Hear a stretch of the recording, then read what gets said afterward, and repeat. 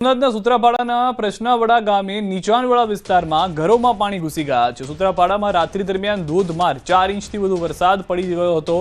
ગામમાં સુથારવંડીની બાજુના વિસ્તારમાં કમોસમી વરસાદી પાણી ઘૂસી ગયા। નીચાણવાળા 30 જેટલા રહેણાંક મકાનમાં પાણી ઘૂસ્યા છે। મોડી રાત્રે ઘરોમાં પાણી ઘૂસતા લોકોએ રાત ઉજાગરા કર્યા। દર વર્ષે જ્યારે ભારે વરસાદ વરસે છે ત્યારે આ વિસ્તારમાં ખેતરોના પાણી ભરાઈ જાય છે। અનેક લોકોને ભારે નુકસાની વેઠવાનો વારો આવે છે। જો કે સવારે મેઘરાજાએ આંશિક વિરામ લેતા પાણી ઓસર્યા હોવાની જાણકારી મળી રહી છે। તો દ્રશ્યો જોઈ રહ્યા છો, પરિસ્થિતિ એવી છે કે ચોમાસામાં પણ જે પાણી ના ભરાતા હોય તે કમોસમી વરસાદના કારણે ભરાયા છે અને હજી આગામી 72 કલાક સુધી આવી પરિસ્થિતિનું નિર્માણ થઈ શકે છે તેવું હવામાન નિષ્ણાંતો તરફથી આગાહી કરવામાં આવી છે। પ્રશ્નાવાડા ગામે ઘરોમાં પાણી ઘૂસી ગયા હતા અને સ્થાનિકોની જે મુશ્કેલી હતી તેના દ્રશ્યો આપ જોઈ રહ્યા છો। વિસ્તારના પાણીનું પૂર આવતા આજુબાજુના 30 થી 35 મકાનોમાં ઘરોમાં પાણી રાત્રે ગળી ગયું હતું। અત્યારે થોડુંક પાણી ઓછરું છે વરસાદ ધીમો પડતા, બાકી હાલત બધાની કફોડી છે। હા, ચોમાસામાં પાણી આવી ગયું હતું। દર વખતે વધારે વરસાદ અને પૂર આવે ત્યારે પાણી આવી જાય છે। પાણીના નિકાલ માટેની વ્યવસ્થા યોગ્ય નથી, જે છે એમાં પાણી જતું નથી। એકસાથે પાણી જ્યારે આવી જાય, પૂર વાડી વિસ્તારનું પાણી આવે ત્યારે પ્રોબ્લેમ થાય છે। એના માટેના કંઈક જરૂરી પગલાં લેવાય તો વધારે સારું। આ પાણીનો કોઈ નિકાલ અમારે કોઈ સ્ટોર નથી। દર વર્ષે અમારે આવીને આવી પરિસ્થિતિ અમારી માથે રહે છે, બરાબર। આ કોઈ પાણીનો નિકાલ કરવા માટે જરૂર સરકાર અમને કોઈ પગલાં લે, બાકી અમે આ રીતે વરસ દાડે અમારે આ રીતે બને તો અમે કરીએ હું, બરાબર। તો અમને કોઈ વાત નહીં, કોઈ અમને સહાય આવે તો અમને સહાય મળતી નથી। અમારે ત્યાં પૂગવા દેતા નથી, અમને કોઈ દેતા નથી, બરાબર।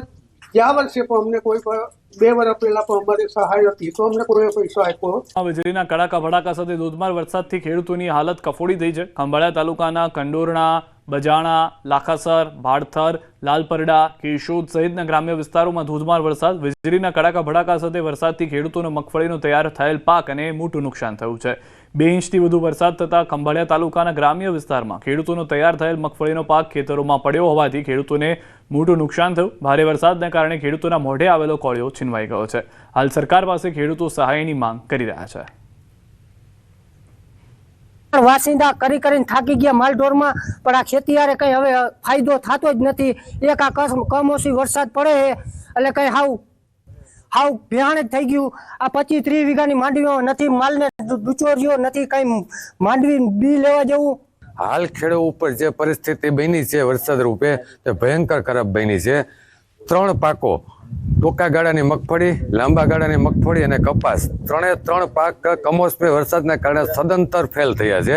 પાક જ્યાં તૈયાર થયો અને ખેડૂતના હાથમાં આવવાની તૈયારીમાં હતો ત્યાં મોઢામાં આવેલો કોળિયો જૂટવી લીધો। કમોસમી વરસાદ આશરે કાલે બપોર પછીથી ચાલુ થયો, આખી રાત ચાલુ રહ્યો અને 2.5 થી 3 ઇંચ જેવો વરસાદ થયો। 25 વીઘામાં માંડવી હાવ નિષ્ફળ થઈ ગઈ છે, કાંઈ હળી ગઈ છે, માલનો ચરો પણ બગડી ગયો છે, કોઈ આધાર છે નહીં। સરકારને વિનંતી છે કે આમાં કાંઈક સહાય ખેડૂતને કરે। દેવભૂમિ દ્વારકા જિલ્લામાં કમોસમી વરસાદે ખેડૂતોની ચિંતામાં વધારો કર્યો છે। ખંભાળિયા પંથકમાં 1.5 થી 2.5 ઇંચ જેટલો વરસાદ ખાબકતા ક્યાંક ને ક્યાંક ખેડૂતોની ચિંતામાં વધારો કર્યો છે। આપ સીધા દ્રશ્યોમાં જોઈ શકો છો, ખંભાળિયા તાલુકાના ગ્રામ્ય વિસ્તારના ખેતરો છે। ખેડૂતોના ખેતરોમાં મગફળીનો તૈયાર પાક સંપૂર્ણ પલળી જતા ક્યાંક ને ક્યાંક ખેડૂતોના મોઢે આવેલો કોળિયો છીનવાયો તેવી સ્થિતિનું અહીં નિર્માણ થયું છે। આપ સીધા દ્રશ્યોમાં જોઈ શકો છો, કમોસમી વરસાદે ખેડૂતોનો તૈયાર પાક બગાડી નાખ્યો છે। આપ સીધા દ્રશ્યો જોઈ શકો છો, દૂર દૂર સુધી ખેતરોમાં પાથરા પડ્યા છે। ખેડૂતો જણાવી રહ્યા છે કે હાલ કમોસમી વરસાદ છે, મજૂરોની અછત, સાથે સાથે જે તાલપત્રી છે તાલપત્રી પણ નથી મળતી, ત્યારે ખેતરમાં ખુલ્લો પાક સંપૂર્ણ બગડી જતા ખેડૂતોને મોટા પ્રમાણમાં નુકસાની વેઠવાનો રહ્યો છે। ખેડૂતોએ મોંઘા ભાવના બિયારણ, ખાતર સહિતનો ખર્ચો કરી ખેતી કરી હતી, પરંતુ કમોસમી વરસાદે ક્યાંક ને ક્યાંક ખેડૂતોને અસર પહોંચાડી છે। મુકુંદ મકરિયા, ન્યૂઝ 18 ગુજરાતી, દેવભૂમિ દ્વારકા। ખેડાના કપડવંજ તાલુકામાં કમોસમી વરસાદથી મગફળીના પાકને ભારે નુકસાન થયું છે। છેલ્લા 2 દિવસથી વરસી રહેલા કમોસમી વરસાદે ખેડૂતોની મહેનત પર પાણી ફેરવી દીધું છે। ખાસ કરીને ગરોડ, નારના મુવાડા, અતિસર મુવાડા, બાકરની મુવાડી જેવા ગામોમાં મગફળીનો પાક કાપણી માટે તૈયાર હતો ત્યારે જ અચાનક વરસાદ વરસતા પાકને મોટું નુકસાન થયું। આશરે 700 વીઘા જેટલી જમીનમાં મગફળીનો પાક બગડ્યો છે। ઘણા ખેડૂતોના ખેતરોમાં પાણી ભરાઈ જતા મગફળીના છોડ અને દાણા સડી જવાની શક્યતા ઊભી થઈ છે, જેના કારણે ખેડૂતોમાં પણ ભારે ચિંતાનો માહોલ જોવા મળી રહ્યો છે.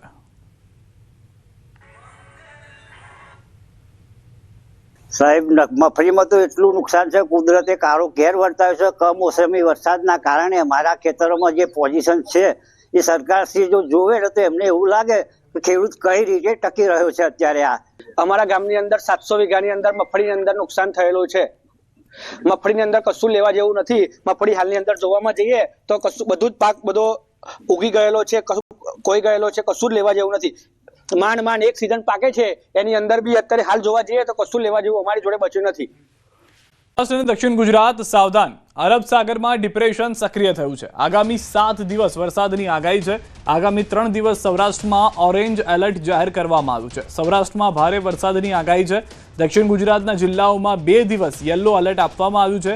2 દિવસ બાદ દક્ષિણ ગુજરાતમાં વરસાદનું જોર વધશે. મોન્સૂન ટ્રફ સાયક્લોનિક સર્ક્યુલેશનના કારણે વરસાદ થઈ રહ્યો છે. માછીમારોને 5 દિવસ દરિયો ન ખેડવા સૂચના આપવામાં આવી છે. સિગ્નલ ઉપર LC3 સિગ્નલ જાહેર કરાયું છે. દરિયામાં આજથી 4 દિવસ બાદ વધુ પવનનું જોર વધશે. અમદાવાદમાં હળવાથી મધ્યમ વરસાદની આગાહી છે. સૌથી વધુ વરસાદ સૌરાષ્ટ્ર કચ્છમાં પડ્યો છે.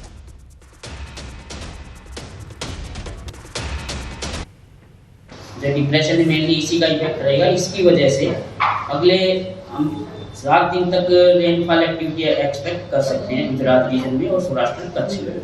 जहाँ तक बात है अलर्ट की, तो ऑरेंज अलर्ट दिया गया है सौराष्ट्र कच्छ में Day 1 से लेके Day 4 तक, जिसमें कि आज जो मेनली गिर सोमनाथ दीव है और कल अगर देखते हैं तो ऑरेंज अलर्ट अमरेली भावनगर में है. उसके बाद फिर अमरेली भावनगर गिर सोमनाथ जो कोस्टल बेल्ट है आपको पोरबंदर ऑरेंज अलर्ट है. और Day 4 में गिर सोमनाथ और साथ में ये जूनागढ़, साथ में पोरबंदर के लिए ऑरेंज अलर्ट है. और जहाँ तक गुजरात रीजन का है तो येलो अलर्ट में रखा है हमने. Day 1 में जो कोस्टल डिस्ट्रिक्ट्स हैं जिसमें भालूद से लेके भालूद, सूरत, नवसारी, वलसाड, दमन और दादरा नगर हवेली ये हैं. Day 2 में भी इसी एरिया के आसपास हैवी रेन की एक्टिविटी है येलो अलर्ट के साथ. और साथ में तापी डाम भी एक्सपेक्टेड है Day 2 में. Day 3, Day 4 में थोड़ा सा साउथ गुजरात कम्प्लीटली एक्सपेक्टेड है कि हैवी रेन आइसोलेटेड प्लेसेस पे. બંધ મકાનમાં ચોરી કરવા ગયેલો ચોર ખુદ ફસાઈ ગયો. અશ્વિની કુમાર વિસ્તારમાં 3જા માળે ચોરી કરવા ગયો હતો. એક મહિલાની નજર પડતા બૂમાબૂમ કરી હતી. ચોર 3જા માળેથી પાઇપની મદદથી બીજા માળે મકાનની ગેલેરીમાં પહોંચી ગયો. મકાન બંધ હોવાથી ચોર ગેલેરીમાં ફસાઈ ગયો. ફાયરના જવાનોએ દોરડું બાંધી ચોરને નીચે ઉતારી પોલીસને સોંપ્યો હતો. સ્થાનિકો મોટી સંખ્યામાં એકઠા થઈ ગયા હતા. દ્રશ્યો પણ આપ જોઈ રહ્યા છો. જે સ્થાનિકો છે તેઓ આવી ગયા હતા. ચોર જે ચોરી કરવા ગયો તે ખુદ ફસાઈ ગયો હતો. મહિલાની ચોર પર નજર પડતા બૂમાબૂમ કરવા લાગતા ચોર અધવચ્ચે જ લટકી ગયો.